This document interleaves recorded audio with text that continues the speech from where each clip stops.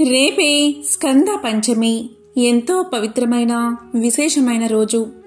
ఈరోజు ఏమీ చేయకపోయినా సరే స్నానం చేసే నీటిలో ఈ ఒక్కటి వేసుకుని స్నానం చేస్తే చాలు. జన్మల దరిద్రం తొలగి సకల శుభాలు కలుగుతాయి. మరి స్నానం చేసే నీటిలో ఏం వేసుకుని స్నానం చేయాలో ఇప్పుడు ఈ వీడియోలో తెలుసుకుందాం. ఆషాఢ శుద్ధ పంచమినే స్కంద పంచమిగా జరుపుకుంటారు. దీని వెనుక ఒక కథ ఉంది. పూర్వం సనత్ కుమారుడు తపస్సు చేసుకుంటూ ఉండగా పార్వతీ పరమేశ్వరులు అతన్ని చూస్తారు. ఆ తపస్సాలి తమ పుత్రుడైతే బాగుంటుందని ముచ్చట పడతారు. ఆ ఆది దంపతుల మనోగతాన్ని బ్రహ్మదేవుడు తెలుసుకుంటాడు. భవిష్యత్తును దర్శించి శివుడి ఫాల నేత్రాగ్ని నుంచి జారిన దివ్య తేజస్సు స్కంద రూపంలో అవతరిస్తుందని గుర్తిస్తాడు. పార్వతీదేవి ప్రోత్సాహంతో పరమేశ్వరుడు సనత్ కుమారుణ్ణి కలుసుకుంటాడు. శివుడికి పుత్రుడుగా జన్మించడానికి సనత్ కుమారుడు అంగీకరిస్తాడు. తరువాత కొన్నాళ్లకు మార్గశిర మాసంలో స్కందుడు అవతరిస్తాడు. అయితే పార్వతీ పరమేశ్వరులకు సనత్ కుమారుణ్ణి పుత్రుడిగా పొందాలన్న భావన కలిగింది ఆషాఢ శుద్ధ పంచమి నాడే అని పురాణ వచనం. స్కందమూర్తి అవతరణకు బ్రహ్మదేవుని మనసులో సంకల్పమైనది ఈనాడే. అందుకే ఈ పర్వదినం స్కంద పంచమిగా ప్రసిద్ధి చెందింది. స్కంద పంచమి సందర్భంగా సుబ్రహ్మణ్యుడికి అష్టోత్తర శతనామావళితో ప్రత్యేక పూజలు చేస్తారు. పాలు, పానకం, చలిమిడి నివేదన చేస్తారు. కుమార వ్రతం పేరుతో ప్రత్యేక పూజలు చేసే ఆచారము ఉంది. రోజంతా ఉపవాసముండి కుమార వ్రతాన్ని ఆచరిస్తారు. మర్నాడు సుబ్రహ్మణ్య స్వామి స్వరూపంగా భావించి బ్రహ్మచారికి భోజనం పెట్టి నూతన వస్త్రాలు, దక్షిణ తాంబూలాలు సమర్పిస్తారు. కొన్ని ప్రాంతాలలో ఈ స్కంద పంచమి నాడు నాగదేవతను కూడా పూజిస్తారు. పిల్లలు పుట్టకపోయినా జాతకపరంగా ఎలాంటి దోషాలు ఉన్నా కూడా ఆ స్వామిని పూజిస్తే ఫలితం కలిగిస్తుందని భక్తుల నమ్మకం. శివుడు ఒకసారి తీవ్రమైన ధ్యానంలో ఉన్నాడు. ఆ సమయంలో మన్మధుడు ఆయన ధ్యానానికి ఆటంకం కలిగించాడట. అంతే, మన్మధుడి మీద శివునికి విపరీతమైన కోపం వచ్చేసింది. వెంటనే తన మూడో కన్ను తెరిచి మన్మధుణ్ణి భస్మం చేసేశాడు. అదే సమయంలో ఆయన నుంచి గొప్ప తేజస్సు కూడా బయటకు వచ్చింది. ఆ తేజస్సుని అగ్నిదేవుడు కూడా భరించలేకపోయాడు. దాంతో ఆయన దాన్ని గంగానదిలో రెల్లు పొదల మధ్య విడిచిపెట్టాడు. ఆ తేజస్సే కుమారస్వామిగా అవతరించింది. కుమారస్వామి అవతరించింది ఆషాఢ మాసంలోని షష్ఠి తిథి నాడే అని కొందరు చెప్తూ ఉంటారు. అందుకే ఈ రోజును కుమార షష్ఠి పేరుతో ఘనంగా జరుపుకుంటారు. కుమారస్వామి 6 ముఖాలతో అవతరించాడు. అందుకే ఆయన్ని షణ్ముఖుడు అంటారు.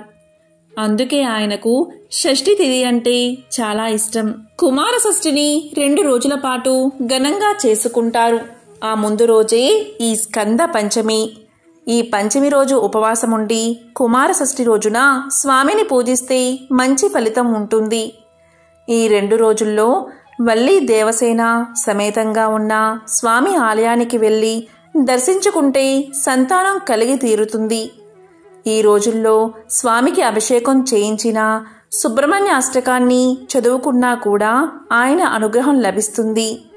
స్కంద పంచమి, కుమార షష్ఠి రోజుల్లో ఇలా స్వామిని కనుక ఆరాధిస్తే జాతకపరంగా ఎలాంటి దోషాలు ఉన్నా తొలగిపోతాయట.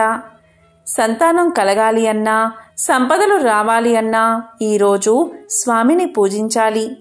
కోర్టు లావాదేవీల్లో విజయం సాధించాలి అన్నా, రాబోయే పరీక్షల్లో మంచి మార్కులు రావాలి అన్నా ఈ స్కంద పంచమి, షష్ఠీ తిథుల్లో స్వామిని తలుచుకోవాలి. స్వామికి 2 భార్యలు, వల్లీదేవి, దేవసేనలు. తారకాసురుణ్ణి అంతమొందించిన తర్వాత దేవేంద్రుడు తన కుమార్తె దేవసేనను కుమారస్వామికిచ్చి వివాహం చేస్తాడు. తిరుత్తని ప్రాంత పాలకుడైన నందిరాజు కుమార్తె వల్లీదేవిని వేటగాడి రూపంలో వెళ్లిన స్కందుడు వివాహం చేసుకున్నట్లు ఒక కథ ప్రచారంలో ఉంది. సుబ్రహ్మణ్యుడు కావడి మొక్కుల దేవుడు. ఎందుకు అంటే పూర్వం అగస్త్యుడు కైలాసానికి వెళ్ళి వచ్చిన సమయంలో శివుడు 2 కొండలను ఇచ్చి శివశక్తి రూపంగా దక్షిణాదికి తీసుకువెళ్ళమన్నాడు. అగస్త్యుడు వాటిని ఇదంబుడు అనే శిష్యుడికిచ్చి వాటిని తన వెంట తీసుకురమ్మనగా ఇదంబుడు వాటిని కావడిలో ఉంచి తీసుకురాసాగాడు. పళని ప్రాంతానికి వచ్చేసరికి ఇదంబుడికి ఆయాసం వచ్చి కాసేపు విశ్రాంతి కోసం ఆగాడు. ఆ తరువాత కావడిని ఎత్తగా ఒకే వైపు పైకి లేచింది. మరోవైపు లేవకపోవడంతో వెనుక్కు తిరిగి చూడగా దానిపై కుమారస్వామి నిలబడి ఉన్నాడు. ఇదంబుడు కుమారస్వామిని కొండ దిగి వెళ్ళిపోమ్మన్నాడు. వెళ్ళిపోకపోవడంతో వారిద్దరి మధ్య యుద్ధం జరిగి చివరకు ఇదంబుడు చనిపోయాడు. ఆ విషయం తెలుసుకున్న అగస్త్యుడు ప్రార్థించడంతో స్వామి తిరిగి ఇదంబుణ్ణి బతికించాడు.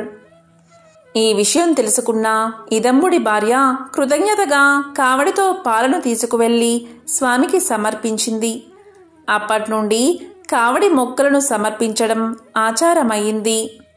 కాగా కావడికి ఉపయోగించే బద్దను బ్రహ్మదండానికి, కావడికి ఉపయోగించే తాళ్లను అష్టనాగులకు ప్రతీకలుగా భావిస్తారు. స్కంద పంచమి, షష్ఠి వ్రతాలను పాటించేవారు ప్రతీ నెల శుక్లపక్ష షష్ఠి రోజున అంటే పంచమి, షష్ఠి కలిసిన రోజున ఉపవాసం ఉండాలి. కార్తీక మాసంలో సూర సంహారం సందర్భంగా 6 రోజుల పాటు ఉపవాసం పాటిస్తారు. స్వామి షోడశోపచార పూజ చేసి స్వామి స్తోత్రాలను పఠిస్తే ఎంతో మంచిది. మరి ఎంతో పవిత్రమైన విశేషమైన ఈ స్కంద పంచమి రోజు స్నానం చేసే నీటిలో ఉదయం సాయంత్రం కొంచెం పసుపు వేసుకుని స్నానం చేస్తే చాలు. జన్మల దోషాలు తొలగిపోతాయి. నకారాత్మక శక్తులు తొలగిపోయి దైవిక శక్తులు ఎల్లవేళలా మిమ్మల్ని కాపాడతాయి. దృష్టి దోషాలు, నరపీడ నివారణ అవుతాయి.